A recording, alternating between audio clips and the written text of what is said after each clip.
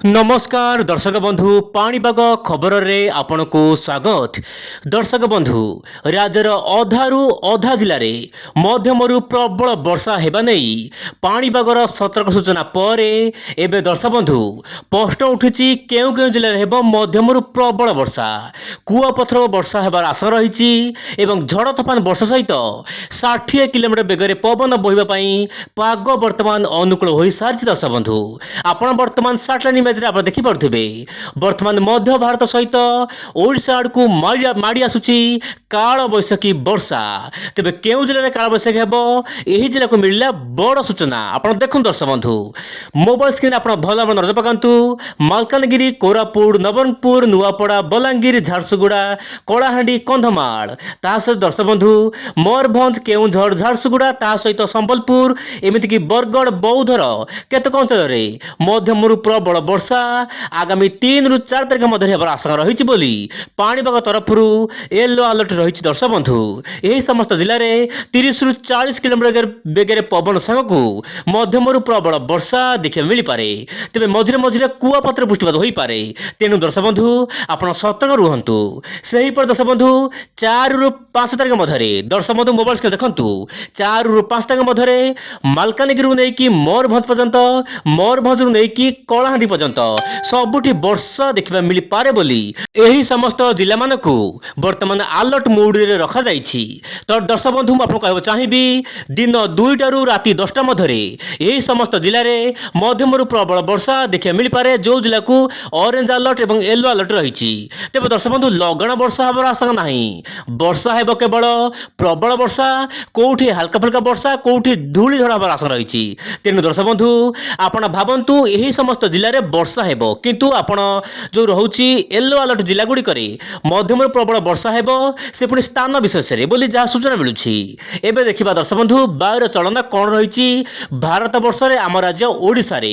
दर्शक बंधु mobile screen आप देखिपे बंगोपसागर मध्य भाग एवं उत्तर भाग में गोटे गुरुचाप बल सृष्टि होती एवं यही गुरुचाप बल दर्शक बंधु समुद्र जल बाष्पूर्ण वायु को लेकिन सीधा सड़क ओडिशा मध्य भाग को नौ जहाँपाई कि आभ्यंतर जिला गुड़िक कुआपथर बृष्टिपात हो पारे। आप मोबाइल स्क्रीन देखु दर्शक बंधु उत्तर पश्चिम पश्चिम पूर्व आड़ को जाऊँगी वायु ता सहित प्रशांत महासागर आप देखु थाईलैंड बैंकक आड़ आसूची वायु मान पूर्व वायु जहाँपाई कि दक्षिण भारत दे ओडिशा मध्य को प्रवेश करुच्ची जहाँपाई कि ओडिशा रे वर्तमान देखा मिल पारे काल बैशाखी ता सहित दर्शक बंधु आपणकर पश्चिम उत्तर पर्यंत गोटे ट्रप रेखा देखा मिलूँ जहाँपाई कि काल बैशाखी बढ़ी पारे।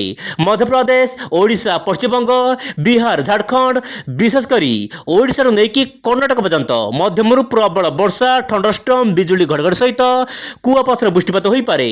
एमतीक दक्षिण ओडिशा केतक अंचल एक्सट्रीम रेनफॉल हो पारे बोली वर्तमान मॉडल तरफ सूचना मिलूँ माने वायुर चलन माध्यम। तेज दर्शक बंधु प्रत्येक दिन आप पाणीपाग खबर देखुं प्रत्येक दिन अपडेट वर्तमान परिवर्तन होबार लगी किंतु वर्तमान जहाँ मॉडल आकलन रोचे से ही अनुपात मु वर्तमान आपको समस्त सूचना देवाक चेष्टा करुँची। आपड़ देखु जदि आम देखा सारा भारतर पाणीपाग नहीं मैंने वर्षा केमी हे आप मोबाइल स्क्रीन देखु दर्शक बंधु 4 और 5 अप्रैल में साधारणतः अधिक वर्षा हे गोवा केरल कर्णाटक महाराष्ट्र पश्चिम ओडिशा उत्तर ओडिशा ता सहित आप उत्तर पूर्वांचल दक्षिण भारत ता सहित आप जो रोचे जम्मू काश्मीर लद्दाख बिलिकिस्तान ता सहित हरियाणार केतक अंचल मध्यमरु प्रबल वर्षा स्थान विशेष हम किंतु सारा राज्य एवं सारा देशर विभिन्न भाग में प्रबल वर्षा हेब ना। दर्शक बंधु ये जो वर्षा हेब केवल आफ्टरनून समय एक्टिविटी बढ़िबो थंडरस्टॉर्म लाइटिंग सहित वर्षा हेब।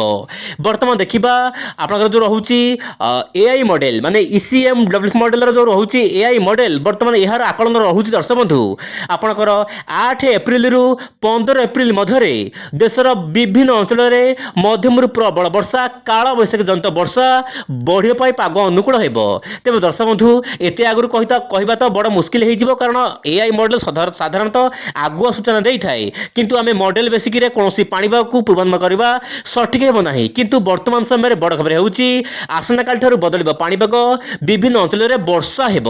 तेज आगामी दिन पाणीपाग अपडेट आप इंडिया चैनल सहित जड़ित हो रुहतु। आज नमस्कार जय जगन्नाथ दर्शक बंधु।